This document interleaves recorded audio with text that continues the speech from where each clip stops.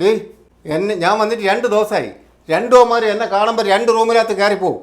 ഞാൻ ഇത്തിരി പിശാശാലയും അർത്ഥങ്ങളെ കൊച്ചിലെ കളഞ്ഞിട്ട് വേദമുണ്ടായിരിക്കും. അല്ലാതെ വല്ലയിടത്തൊന്നും പോയിട്ട് കയറി വരുമ്പോൾ എല്ലാവരും തരും അപ്പാന്ന് വിളിച്ചോണ്ടിരിക്കൂ.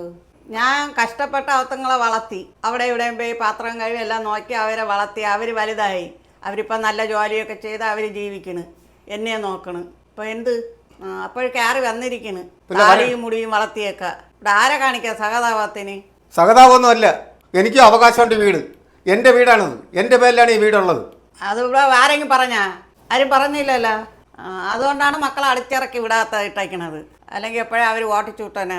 നിങ്ങൾ ഓട്ടിച്ച് വിടണ്ട, ഞാൻ തന്നെ അങ്ങ് പോവാം. അയ്യോ, ഞാൻ വന്നിട്ട് 2 ദിവസം നിനക്ക് ഒരു ഗ്ലാസ് വെള്ളം എനിക്ക് തരാൻ തോന്നിയാ?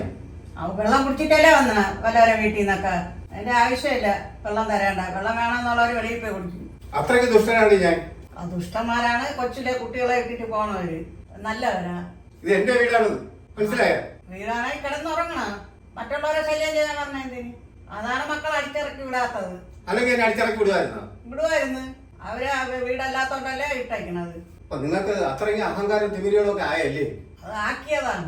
എന്നാ പിന്നെ ഒരു കാര്യം ചെയ്യാം, ഞാൻ പോവാ. അയ്യോ പോവല്ലേ, അവിടെ നിക്കണം. അയ്യോ പോവല്ലേ, പാവം. നല്ലവരാണെ നിക്കാൻ പറയും, അല്ലാത്തവരാണെങ്കിൽ പോട്ട്. ഈ പാണ്ടക്കെട്ടും കൂടെ കൊണ്ടുപോകണം. മക്കള് വലുതായപ്പോ കയറി വന്നിരിക്കുന്നു.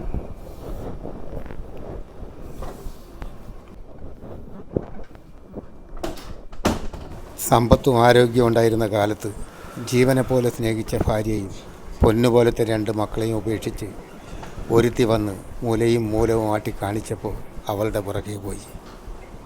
ഭാര്യയും കുഞ്ഞുങ്ങളും ഇത്രത്തോളം വിഷമിക്കുമെന്ന് ഞാൻ അന്ന് ആലോചിച്ചില്ല. ആരോഗ്യവും യൗവനമൊക്കെ എങ്ങനെയാണ്? ജീവന് തുല്യം സ്നേഹിച്ചിരുന്ന അവളിൽ നിന്നും ഞാൻ ഇതിൽ കൂടുതൽ എന്ത് പ്രതീക്ഷിക്കാനാണ്?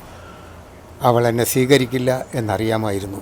എന്നാലും ഒരു പാഴ്ശ്രമം. ഇനിയുള്ള കാലം ഏതെങ്കിലും അമ്പലത്തിൻ്റെ നടയിലോ അനാഥാലയത്തിലോ ഭാര്യയും മക്കളും അടിച്ചിറക്കി വിട്ടു എന്നുള്ള കള്ളക്കഥകളും ഒക്കെ പറഞ്ഞു ജീവിതം അവസാനിപ്പിക്കുക.